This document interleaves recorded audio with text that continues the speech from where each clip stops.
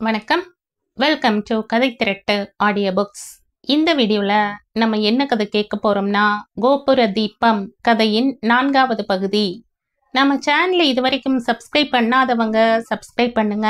பக்கத்தில் இருக்கிற பெல் ஐக்கானை கிளிக் பண்ணி ஆல்ங்கிற ஆப்ஷனை ப்ரெஸ் பண்ணுங்க. ஸோ தட் நான் போடுற கதைகளை உடனுக்குடனே நீங்கள் கேட்கலாம். வாங்க கதைக்குள்ளே போகலாம். பெண் மீனாவும் மாப்பிள்ளையும் வந்திருக்கிறார்கள் என்ற மகிழ்ச்சி ஒரு பக்கம் இருந்த போதிலும் இன்னொரு பக்கம் தர்ம சங்கடமாக போய்விட்டது ராஜம்மாவுக்கு. மாப்பிள்ளையை எப்படி உபசாரம் செய்வது? கல்யாணமான பிறகு ஓரிரு தடவைகளுக்கு மேல் மாப்பிள்ளை மீனாவுடன் வந்ததில்லை. பெண் மட்டும் அம்மாவை பார்க்க வந்திருக்கிறாள். வாங்க வாங்க என்று எதிர்கொண்டு அழைத்த ராஜம்மா ஓரக்கண்ணால் பார்த்தாள்.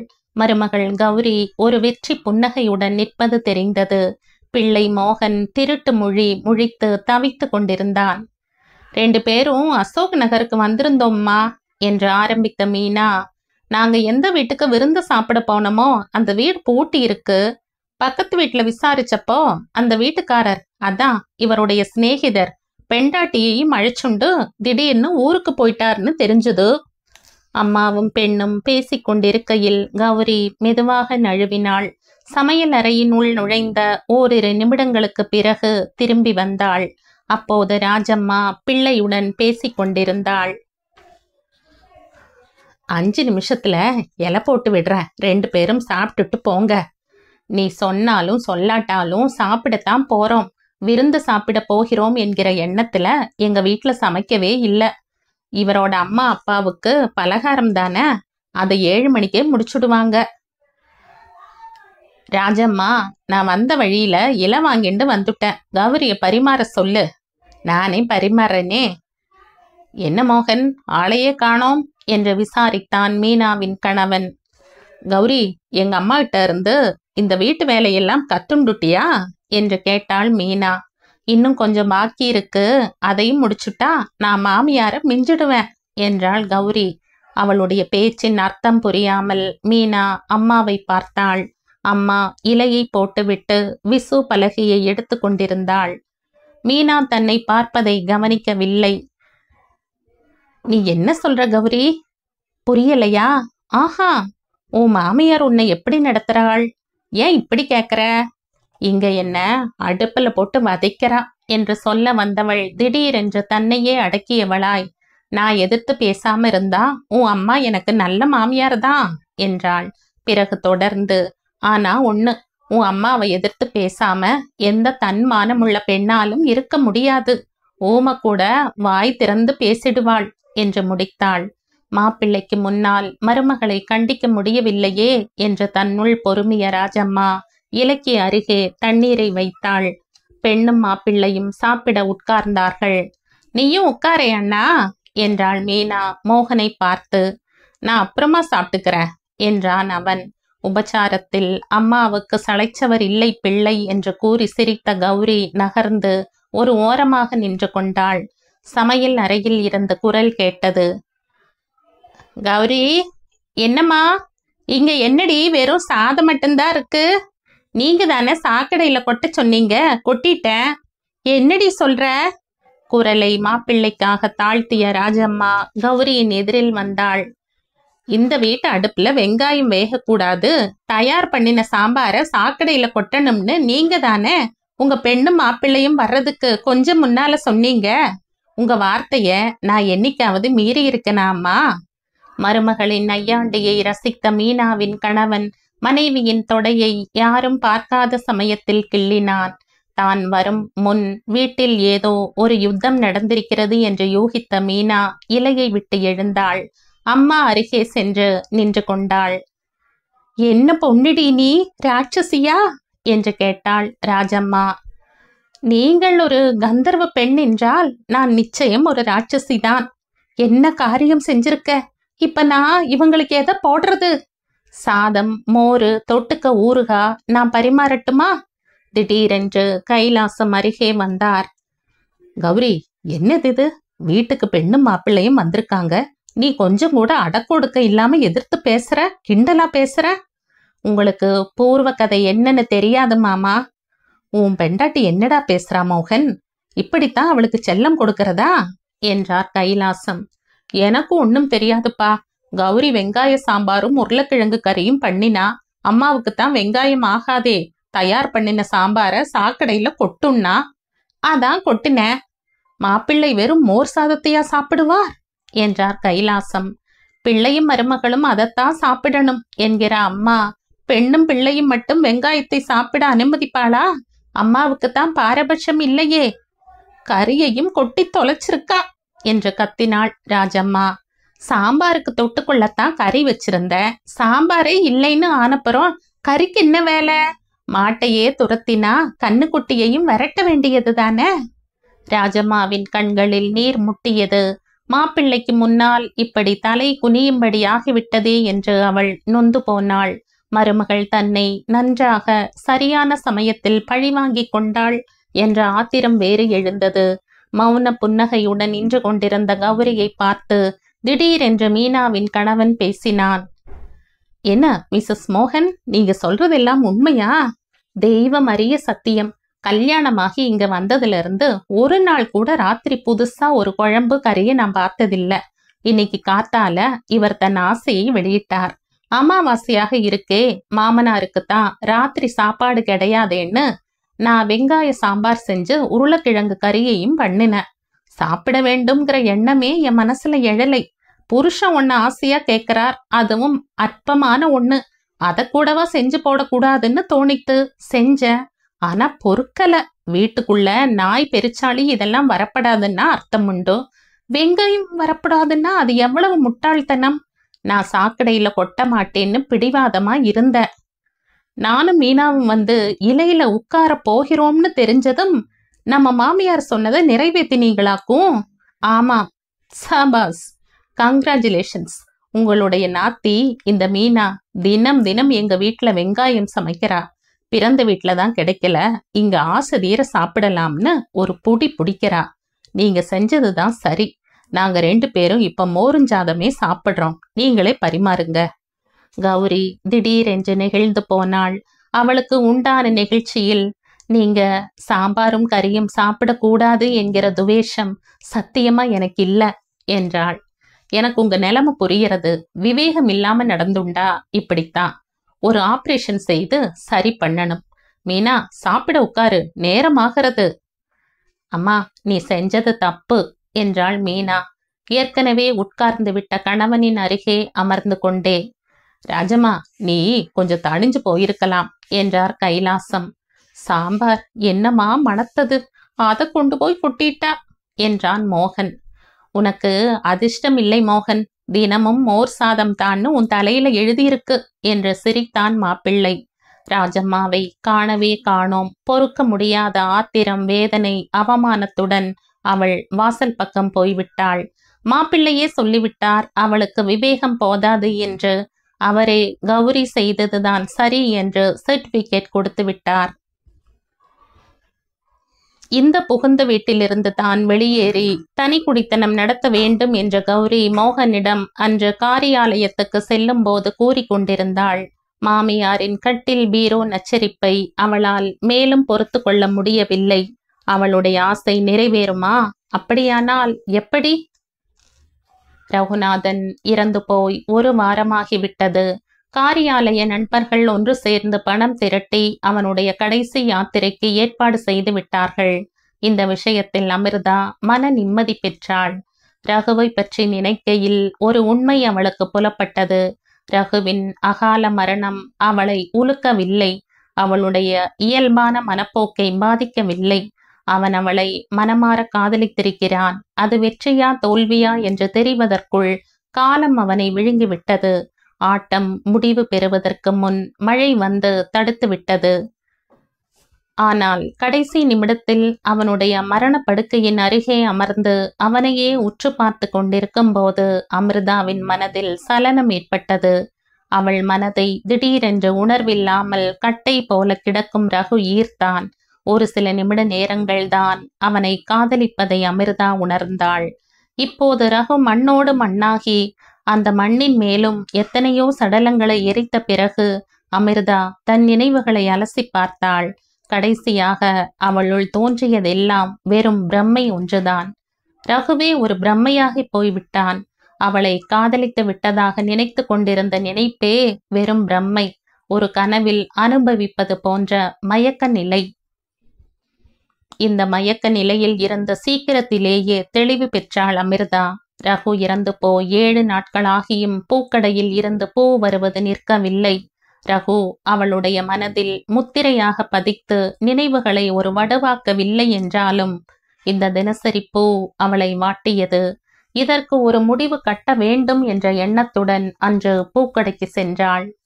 பூக்கடையில் கிழவன் உட்கார்ந்திருந்தான். அமிர்தாவை கண்டதும் சிரித்தான். வாங்கம்மா, பூ சரியா வந்துட்டு இருக்குல்ல? அதை பத்தி பேசந்தாப்பா வந்த. நாளையிலிருந்து அனுப்பாத. ஏம்மா? அவர்தான் காலமாகிட்டாரே. தெரியுமா, நானும் கூட போயிருந்தனே. பின்ன ஏன் அனுப்புற? ஒரு வாட்டி அவர் என்கிட்ட சொன்னார், மயில்சாமி, ஒருவேளை நான் திடீர்னு போயிட்டேனாலும் நீ அனுப்பிட்டே இரு, பணம் உனக்கு வந்து சேரும்னு. அதான் அனுப்புற. எப்பத்தான் நிறுத்த சொன்னார்? அமிர்தாவுக்கு அலுப்பு தட்டியது. உனக்கு கல்யாணமான பிறகு. இதோ பார், அவரும் போயிட்டார், நானும் அவரை மறந்துட்டேன். அதனால இனிமே அனுப்பாத. இதனால உனக்கு வியாபாரம் குறையறதுன்னு நீ நினைச்சா ஒண்ணு செய். இதே 1 முழம் பூவை தினமும் சுவாமி கோவிலுக்கு அனுப்பிடு. என்ன புரியுறதா? புரியறதுமா. பூவுக்கு காசு அவர் ஏற்பாடு செய்துவிட்டு போயிருக்கார். காசை திருப்பி கொடுக்க முடியாது. பூவை சுவாமி கோவிலுக்கு அனுப்பவும் அவர் சொல்லல. அதனால நான் என் கடமையை செய்துடுறேன். அமிர்தாவுக்கு ஆத்திரமும் அழுகையும் ஒரே சமயத்தில் பீரிட்டு கொண்டு வந்தன. ஆனால் அவள் தன்னையே அடக்கி கொண்டு, சரி, உன்கிட்ட பேசி புண்ணியமில்ல, பூவை அனுப்பித்தோல. வீட்டுல எத்தனையோ சுவாமி படங்கள் இருக்கு, நான் வரேன் என்று சொல்லி புறப்பட எத்தனித்தாள். இந்தாமா, 1 நிமிஷம் என்று அவளை நிறுத்திய கிழவன், நான் ஒரு உண்மை சொல்லிடுறம்மா என்றான். என்ன? அமிர்தா நின்றாள். ஏதோ ஒரு புது விஷயம் வெளியே வரப்போகிறதா? உன்னைத்தான் கட்டிக்கணும்னு ரகு ஐயாவுக்கு முதல்ல ஒரு எண்ணம் இருந்துச்சு. ஆனா நாள் போக போக அதை அவர் மாத்திட்டார். ஆனா அதுக்கு காரணம் நீ அவரை கட்டிக்கொள்ள மாட்டேன்னு அவர் நினைச்சது இல்ல. பின்ன தனக்கு அற்ப ஆயுசுன்னு அவருக்கே தெரியும். அவர் என்கிட்ட ஒரு வாட்டி சொன்னார், மயில்சாமி, நான் 32 வயசை தாண்ட மாட்டேன்டான்னார். நான் கூட கேட்டேன், கடவுள் நேரம் வந்து உன் சாவு செய்திய சொன்னாரான்னு. அதுக்கு ரகு சிரிச்சார். நான் இதையெல்லாம் நம்புறதில்ல என்றாள் அமிர்தா. நானும் நம்புறவன் இல்லதாம்மா. ஆனார் அவரோட வாக்கு பலிச்சுட்டதே. இன்னொன்னு, நாள் செல்ல செல்ல உன் பேர்ல அவருக்கு மதிப்பு மரியாதையும் அதிகமாகிக்கிட்டே வந்தது. உனக்கு அவர் என்ன பேரு வச்சிருந்தார் தெரியுமா? என்ன? துர்கை. துர்கையா? ஆமாம்மா, கோவில்ல துர்கையை கும்பிடுற போதெல்லாம் உன் நினைவு வந்துடுறதாம். உன்னை பாக்குறப்பவெல்லாம் துர்கை ஞாபகம் வந்துடுறதாம். உன் தைரியம், அலட்சியமா நீ பாக்குற பார்வை, எதிராளியை சமாளிக்கிற சாமர்த்தியம், இதெல்லாம் துர்கையின் குணம்னு அவர் சொல்வார். நான் வர மயில்சாமி, நாளைக்கும் பூ வரும். நான் சீக்கிரமே ஒரு கல்யாணத்தை பண்ணிக்கிறேன். மயில்சாமி சிரித்தான். வீட்டுக்கு திரும்பிய போது அங்கே அக்கா கௌரி இருப்பதை கண்டாள். எங்கடி போயிருந்த? நீ எப்பக்கா வந்த? நான் அப்பவே வந்துட்டேன். ஞாயிற்றுக்கிழமை நீ வீட்டுலதான் இருப்பேன்னு வந்த. உன் ஹஸ்பண்ட் எப்படி இருக்கார்? இப்பவெல்லாம் என் பேச்சுக்கும் கொஞ்சம் தலையாட்டுறார். கட்டிலும் காட்ரேஜ் பீராவும் என்னாச்சுக்கா?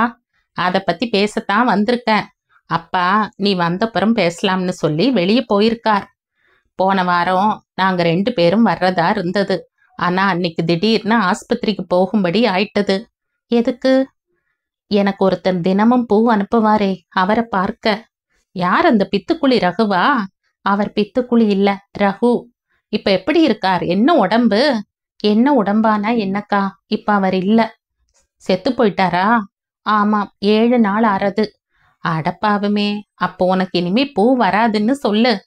அதை பத்தி நீ ஏன் கவலைப்படுற? நான் சொல்ல வந்தது, போன வாரம் நானும் அப்பாவும் உன் வீட்டுக்கு புறப்பட இருந்தோம்னு தான். அதான் வரலையே. உன் மாமியார் பல்லவி பாட ஆரம்பிச்சா ஓய மாட்டாளே. பீரோவும் கட்டிலும் வாங்கணும்னா 2000 ஆகும்.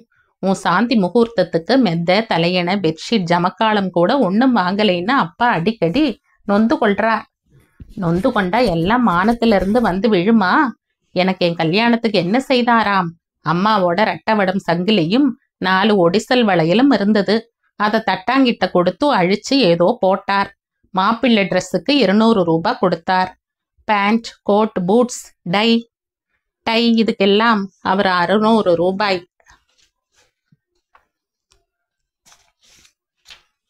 ப்ராவிடன்ட் ஃபண்ட்ல யாருக்கும் தெரியாம கடன் வாங்கி தாமே பார்த்து கொண்டார். என் மாமியார் நினைச்சுட்டு இருக்காள், அப்பா 500 ரூபாய் கொடுத்திருக்காருன்னு. விஷயம் அன்னிக்கே தெரிஞ்சிருந்தா ஜானவாசத்தையே நிறுத்தியிருப்பாங்க. அப்போ 2000க்கு எங்க போவார் அக்கா? எங்க போவாரோ, எப்படி போவாரோ? நான் அங்க நிம்மதியா 2 வேளை சோறு தின்னுண்டு இருக்கணும்னா கட்டிலும் பீரோவும் வரணும். உன் மாமியார் டைனிங் டேபிள் ஏன் கேட்கல? அமிர்தாவுக்கு ஆத்திரம் வந்தது. உனக்கு பரிகாசமா இருக்கு இல்லையா அமிர்தா? பரிகாசம் இல்ல, பின்ன ஏன் இந்த குறும்பு? பின்ன என்னக்கா, உனக்கு கல்யாணமாகி 7-8 மாசம் ஆறது. இப்போ அதை கொண்டா இதை கொண்டான்னு பிடிவாதம் பிடிச்சா? எத்தனை வருஷம்தான் ஆகட்டுமே, எனக்கு செய்ய விட்டுட்டு போனது தானே கேட்கறா? அக்கா, உனக்கு நம்ம அப்பாவோட நிலைமை நன்னா தெரியும். நான் ஒன்றும் புதுசா சொல்ல வேண்டியதில்ல.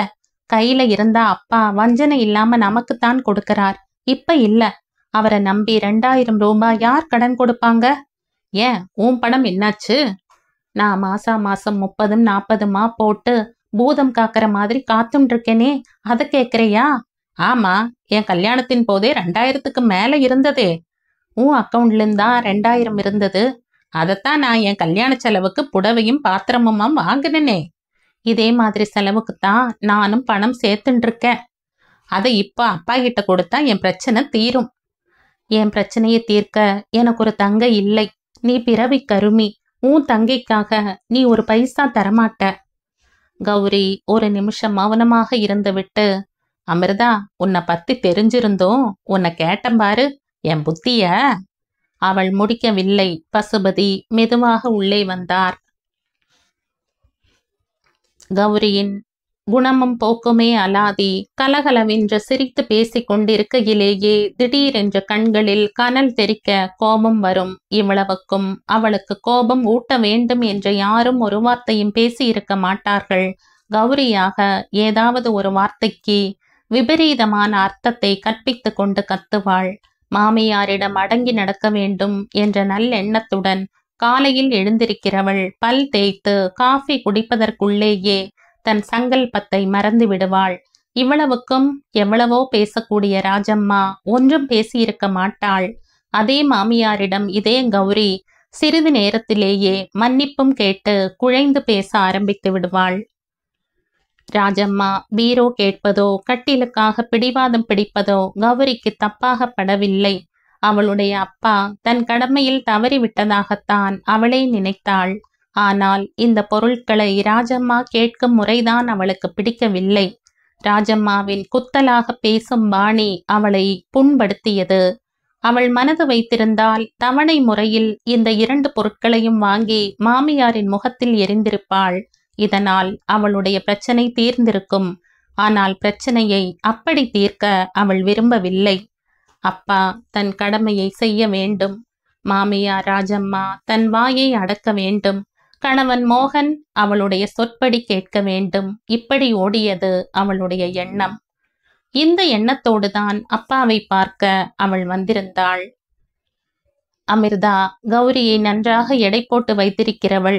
என்னதான் கூட பிறந்த சகோதரியாக இருந்தாலும் அமிர்தாவுக்கு இயல்பாக இயற்கையாக தோன்றக்கூடிய பாசத்தை எல்லாம் கௌரி தன்னுடைய சுயநலத்தாலும் அப்பாவை உதறி எறியும் பேச்சாலும் குழி தோண்டி புதைத்து விட்டாள்.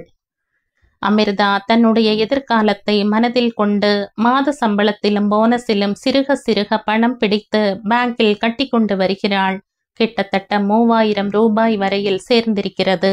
அவள் மனது வைத்தால் ஒரு நொடியில் கௌரியின் பொய்மையான பிரச்சனை தீர்ந்துவிடும்.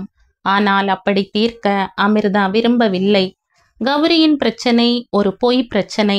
ராஜம்மாவின் நிபந்தனை ஒரு பிடிவாதத்தால் பிள்ளை பெற்றவள் என்ற திமிரால் ஏற்பட்ட நிபந்தனை. இதற்கு செவி சாய்த்தால் நாளைக்கு இன்னும் ஏதாவது கேட்டுக்கொண்டு வருவாள். அமிர்தா தன் தகப்பனாரின் ஏழ்மையை நினைத்து அக்காவுக்கு உதவி செய்ய தயார். அதனால் அப்பாவும் தற்காலிக திருப்தி அடைவார். ஆனால் அதன் பின் மீண்டும் வேதாளம் முருங்கை மரத்தில் ஏறிவிடுமே. அக்காவும் தங்கையும் ஒருத்தியை ஒருத்தி தாக்கிக் கொண்டிருக்கையில் பசுபதி திடீரென்று பிரவேசித்தார். கௌரி, எப்ப வந்த நீ? அமிர்தா, கௌரிக்கு காஃபி கொடுத்தியா? ஏமா, உன் புகுந்த வீட்டுல எப்படி இருக்க? பசுபதிக்கு கௌரி என்றால் ஒரு தனி அன்பு வாஞ்சை உண்டு. இதற்கு ஒரு காரணம் கௌரி இறந்து போன அவளுடைய அம்மாவை உரித்து வைத்திருந்ததுதான். கௌரி அவரை மதிப்பது கிடையாது. எவ்வளவோ தடவைகள் தகப்பனாரின் ஏழ்மையை அவமானப்படுத்தி இருக்கிறாள். கையால் ஆகாதவர் என்று ஏசி இருக்கிறாள். இதையெல்லாம் பசுபதி பொருட்படுத்தியதே இல்லை. அவருடைய ரத்தம் தானே அவரை நிந்திக்கிறது. அதனால் பாதகமில்லை என்று மறந்திருக்கிறார். ஏம்பா, நான் இப்போ உங்களுடைய உபச்சாரத்துக்காக வந்திருக்கேன்னு நினைச்சீங்களா? ஏன் கௌரி கோபிச்சுக்கிற? என்ன நடந்துட்டது? இன்னும் என்ன நடக்கணும்? என்ன ஒரு சீரும் சிறப்பும் இல்லாம மனையில உட்கார வச்சீங்க. என்னுடைய கூரப்புடவைக்கும் மாங்கல்ய பொண்ணுக்கும் கூட என்னுடைய பணம் தான் உங்களுக்கு தேவையா இருந்தது. இப்ப 6 மாசமா என் மாமியார் கேவலம் ஒரு பீரோவுக்கும் 2 கட்டிலுக்கும் என்ன பிடுங்கி திங்கிறா. அவள் இடிச்சு பேசுற பேச்சு உங்க காதுல ஏறல. எனினும் கட்டில் பீரோ வாங்க உங்களுக்கு வக்கு கிடையாது. அமிர்தா வேடிக்கை பார்க்கிறவளை போல அக்காவையும் அப்பாவையும் மாறி மாறி பார்த்து கொண்டிருந்தாள். அப்பா அமிர்தாவை ஒரு சுதந்திரத்துடன் திட்டுவார், அடக்க பார்ப்பார். ஆனால் கௌரி என்ன சொன்னாலும் தாழ்ந்தே போவார். இவ்வளவுக்கும் அவருக்கு உண்மையான பயம் அமிர்தாவிடம்தான். ஏன் கௌரி இப்படியெல்லாம் பேசுற என்றார் பசுபதி. பின்ன எப்படி பேசணுங்கிறீங்க? உனக்குத்தான் தெரியுமே கௌரி என்னோட நிலைமை. உங்க நிலை என்னைக்கு பேசும்படியா இருந்தது? கல்யாணத்தன்னைக்கு ராத்திரி 2ஆம் தடவை வடிக்க குந்துமணி அரிசி இல்ல. சமையல்காரனா பார்த்து இறக்கப்பட்டு எங்கிருந்தோ கொண்டு வந்தான். உங்க நிலையும் மார்க்ஸோட நிலையும் ஒண்ணுதான். உன் மாமியாருக்கு எப்ப கட்டிலும் பீரோவும் வேணுமா? இப்போ இன்னிக்கே. சரிம்மா கௌரி, நான் வாங்கி தரேன்னு வச்சுக்கோ. அதை போட்டுக்க உங்க வீட்டுல ஏது இடம்? இதே கேள்விய கௌரி மோகனிடமே கேட்டிருக்கிறா. ராஜம்மாவின் நச்சரிப்பு பணத்துக்காகத்தான், பொருள்களுக்காக இல்லை என்பதை இடித்து காட்டியிருக்கிறாள். ஆனால் அவளுக்கு இப்போது அப்பாவின் கேள்வி நியாயமாகப்படவில்லை. நாங்க எங்க வேணும்னாலும் போட்டுக்குவோம், உங்களுக்கு என்ன கவலை? என் புக்ககத்துல இடம் இல்லைன்னா பக்கத்து வீட்டு தொழுவத்துல கூட போடுவோம். மாடு கட்டில்ல படுத்துக்காதக்கா என்று சொல்லி சிரித்தாள் அமிர்தா. நீ பேசாம இரு என்ற பசுபதி. ஏமா, எனக்கு ஒண்ணு புரிகிறது என்றார் கௌரியை பார்த்து. என்ன? உங்களுக்கெல்லாம் பணம் தான் தேவை. நானே வந்து ராஜம்மா கிட்ட பேசிக்கிறேன். என்னத்தான் அனுப்பியிருக்காளே என்றாள் கௌரி. அவ அனுப்பினாளோ நெய்யாக வந்தையோ எனக்கு தெரியாது. இன்னும் 2 நாள்ல நான் அங்க வரேன். ராஜம்மாவும் நீயும் மட்டுமா அங்க இருக்கிறீங்க? உன் புருஷனும் மாமனாரும் இருக்கிறாங்களே, அவங்களையும் சந்திக்கணும். கௌரி ஏதோ பேசமா எடுப்பதற்குள் அமிர்தா குறுக்கிட்டாள். பாவம், அவங்க 2 பேரும் வாயில்லா பூச்சிங்க, பிள்ளை பூச்சிங்க. கொட்டுறதுக்கு இவளும் மாமியாரும் தான். ஏண்டி, நாங்க என்ன தேளா? உனக்கு அப்படிப்பட்டா உனக்கும் மூளை இருக்குன்னு அர்த்தம். சரி சரி, 2 பேரும் அடிச்சுக்காதீங்க. கௌரி, சாப்பிட்டுட்டு போ. என்ன? இருக்கா, உனக்கு பிடிக்கிறதா சமைக்கிறேன். வள்ளு வள்ளுன்னு விழுந்தா ஒரு காரியமும் நடக்காது. முதல்ல காஃபி கலந்து தர. வழக்கம் போல சர்க்கரையை அள்ளி கொட்டாத. நல்ல காஃபியா தா. நல்ல காப்பி குடிச்சு 8 மாசம் ஆறது. திடீரென்ற கோபமும் ஆவேசமும் போய் சூழ்நிலையே சிரிப்பும் கும்மாளமுமாய் மாறின. எத்தனைக்கு எத்தனை கௌரியால் ஆத்திரப்பட முடியுமோ அத்தனைக்கு அத்தனை அவளால் சிரித்து பேசவும் முடியும். அமிர்தா, சீக்கிரம் ஒரு கல்யாணத்தை பண்ணி தொலைச்சுக்கையே. பண்ணி கொள்ளணும் அக்கா. எங்க ஆபீஸ்ல எத்தனையோ நல்ல பிள்ளைங்க இருக்கிறாங்க. 1-2 பேர் ஆசையும் படுறா. ஆனா எனக்கு தான் பிடிக்கல. இப்படி தள்ளிக்கொண்டே போனா எப்படி? பார்க்கலாம். நல்ல வேளை ரகு பெண் கேட்டு வரலை. யார் சொன்னா அவர் கேட்கலைன்னு? அவரை கல்யாணம் பண்ணி கொண்டிருந்தா இப்ப நான் ஒரு விதவை. அமிர்தா தன்னை மீறி பேசினாள். சி, இப்படி பேசாத துக்கிரி. திடீரென்று வாசலில் ஒரு கார் நிற்பது தெரிந்தது. இருவரும் மௌனமானார்கள். அப்பா கார் அருகே சென்றார். அடுத்த கணம் தான் கண்ட காட்சியில் அமிர்தா வியப்பும் திகைப்பும் அடைந்தாள். காரில் இருந்து இறங்கியவர் அப்பாவுடன் உள்ளே வந்து கொண்டிருந்தார். சென்னையில் இருக்கும் பல பெரிய தொழிற்சாலைகளில் மகாலட்சுமி இண்டஸ்ட்ரீஸும் ஒன்று. ரேடியோ, டெலிவிஷன் போன்ற நாகரீக சாதனங்களை தயாரித்து பொருள்களின் தரம் மூலமே அகில பாரத மார்க்கெட்டை பிடித்திருப்பவர்கள் இந்த கம்பெனிக்காரர்கள். வேளச்சேரியில் இருக்கும் தொழிற்சாலையை இரு அண்ணன்கள் கவனித்துக் கொள்ள அலுவலக நிர்வாகத்தின் பொறுப்பு கடைசி தம்பி கோபி என்கிற கோபி கிருஷ்ணனுடைய கையில் இருக்கிறது. கல்லூரி படிப்பை முடித்துவிட்டு அமெரிக்காவில் 4 வருடங்கள் நிர்வாக பிரிவிலும் விளம்பர பிரிவிலும் பயிற்சிக்காக படித்தான். எதிர்கால நிர்வாகிகளில் தலை சிறந்த ஒருவனாக அவன் வருவான் என்று அமெரிக்க பேராசிரியர் ஒருவர் அவனை வாழ்த்தினார். சென்னைக்கு அவன் சென்ற ஆண்டுதான் வந்திருந்தான். வந்ததுமே கம்பெனியின் நிர்வாகத்தை ஏற்றுக்கொண்டான். தொழிலாளர் பிரச்சனைகள், நிர்வாகத்தில் அன்றாடம் எழக்கூடிய பிரச்சனைகள், அடிக்கடி தலை தூக்கும் பொருளாதார பிரச்சனைகள் எல்லாம் நாளடைவில் இருந்த இடம் தெரியாமல் போயிற்று.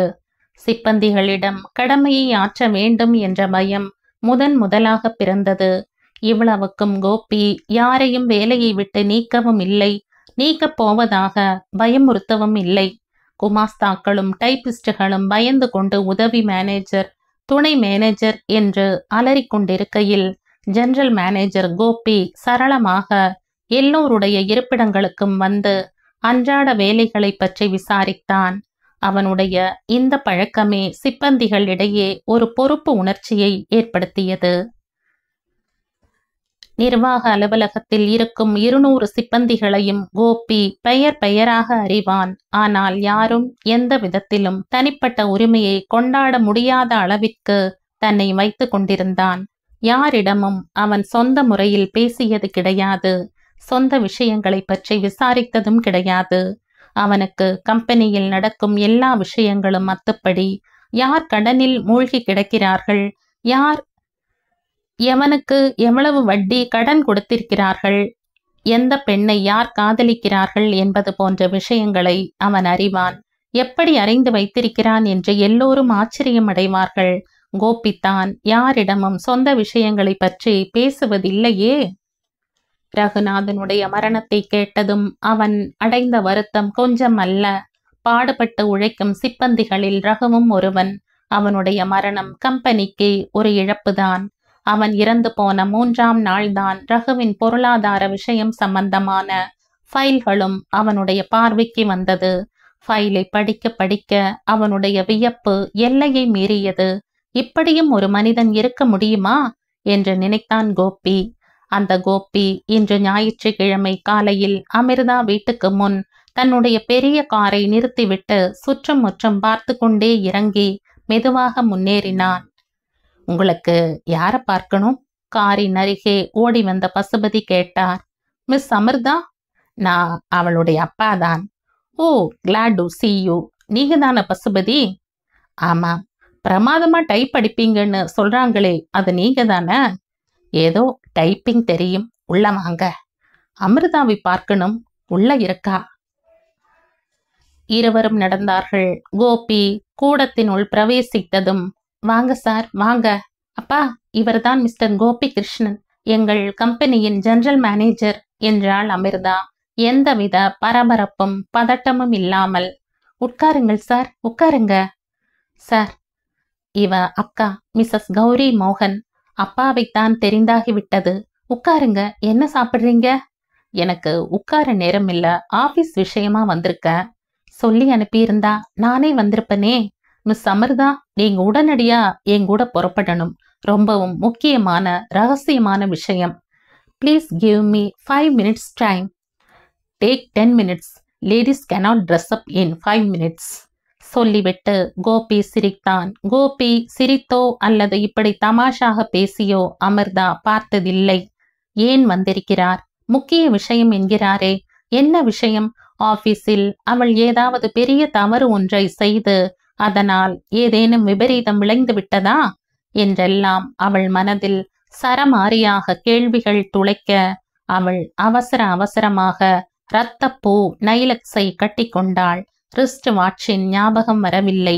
தலையை லேசாக வாரிக்கொண்டு பழைய பின்னலையே ஒழுங்குபடுத்தினாள். I am ready sir.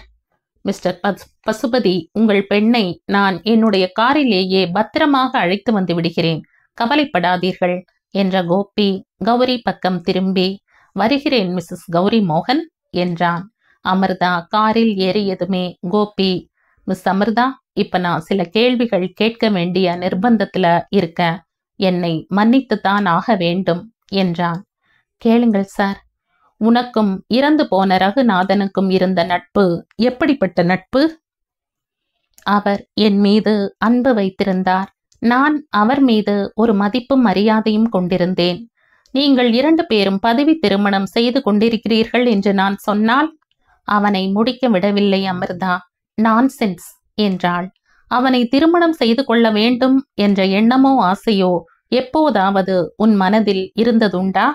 எண்ணமே எழவில்லை. அப்படி இருக்கும்போது ஆசை எப்படி பிறந்திருக்க முடியும்? அவன் உன்னை காதலித்திருக்கிறான், தெரியும். கல்யாணம் செய்து கொள்ள ரொம்பவும் ஆசைப்பட்டிருக்கிறான், அதுவும் தெரியும். ஆனால் நீ லட்சியமே செய்யவில்லை. அவருடைய ஆசைகள் என்னை, என் மனசை பாதிக்காத போது நான் ஏன் லட்சியம் செய்ய வேண்டும்? கடந்த 7 வருடங்களாக தினம் தினம் உனக்கு மல்லிகை பூ வருகிறது அவனுடைய ஏற்பாட்டின்படி. எந்த பெண்ணும் குங்குமம் மஞ்சள் பூவை உதறக்கூடாது. நான் வேண்டாம் என்று பல தடவை சொல்லியும் ரகு அனுப்பி வைத்தார். அவருக்கு நான் கடமைப்பட்டிருக்கிறேன் என்கிற ஒரு காரணத்துக்காக அவர் அனுப்பிய பூவை நான் என் தலையில் சூடிக்கொள்கிறேன். அவனை நீ லட்சியம் செய்யவில்லை என்பதை நீயே ஒப்புக்கொள்கிறாய். ஆனால் ஆஸ்பத்திரியில் கண்ணும் கருத்துமாக கவனித்து கொள்ள நீ போனாயே. மனித தர்மம், சிநேக தர்மம் என்றெல்லாம் தர்மங்கள் இருக்கே. அவர் ஒரு அனாதை. அண்ணன் கல்கத்தாவில் இருக்கிறார். வயதான அம்மாவும் அங்கேதான் இருக்கிறாள். இங்கே கவனிக்க யாரும் இல்லை. நான் அவரை காதலிக்கிறவளாக இருந்தால்தான் உதவி செய்ய ஓடணுமா? இந்த கம்பெனிக்கு எப்படி அவன் வந்து சேர்ந்தான் என்று உனக்கு தெரியுமா? தெரியாது. அவனுடைய தாத்தாவும் இந்த கம்பெனி முதலாளிகளின் தாத்தாவும் சொந்த அண்ணன் தம்பிகள். இந்த விஷயத்தை, இந்த உறவு முறையை அவர் என்னிடம் சொல்லியதில்லை. உன்னிடம் மட்டும் என்ன, யாரிடமே சொன்னதில்லை. உறவினன் என்ற காரணத்துக்காக எந்த சலுகையையும் அவன் எதிர்பார்த்தது கிடையாது. அதிருக்கட்டும், தினமும் பூ அனுப்பி வைத்த அவனை பற்றி நீ என்ன நினைத்தாய்? நல்ல மனிதர், கல்மிஷம் இல்லாத மனமுடையவர், தெய்வ பக்தி உள்ளவர், என்னை காதலித்தவர். உயிரோடு இருந்திருந்தால் ஒரு நாள், இல்லாவிட்டால் ஒரு நாள் உன் மனசு மாறி இருக்கும்னு நீ நம்புகிறாயா? மனசு எப்படி வேணும்னாலும் மாறலாம். அதை கட்டுப்படுத்த யாராலும் முடியாது. சொல்லப்போனால் அவருடைய கடைசி நிமிஷத்தின் போது என் மனதில் சலனம் ஏற்பட்டது. இன்னொரு தடவை சொல்லு அமிர்தா. ஒரே ஒரு வினாடி என் மனம் திடீரென்று அவரை காதலிப்பதாகப்பட்டது. ஆனால் அது அடுத்த நிமிஷமே மறைந்து விட்டது. அவரும் மறைந்து விட்டார். அவர் மேல் ஏற்பட்ட பரிவு அதீதமாக போன போது அந்த பரிவுக்கு நீ காதல்னு பெயர் கொடுத்திருக்கிறாய். காதலுக்கும் பரிவுக்கும் எனக்கு வித்தியாசம் தெரியும். திடீரென்று அமிர்தா கேட்டாள். என்னை எதற்கு ஆபீஸுக்கு அழைத்து போகிறீர்கள்? வழியில் சொந்த விஷயமாக கேள்விகள் கேட்கிறீர்கள். நீங்கள்தான் பிறருடைய சொந்த விஷயங்களை பற்றி பேச மாட்டீர்களே. கோபி சிரித்தான். நிர்பந்தம்? என்ன நிர்பந்தம்? ரகு தன் சொந்த விவகாரங்களை ஆபீஸோடு கலந்து உன்னையும் அதில் இணைத்து விட்டான். சில ஃபைல்களை பார்த்தால் எல்லாம் புரியும் என்றான் கோபி. அமிர்தா பொறுமைக்கு பெயர் போனவள் அல்ல. இருந்தாலும் பொறுமையுடன் காத்திருந்தாள்.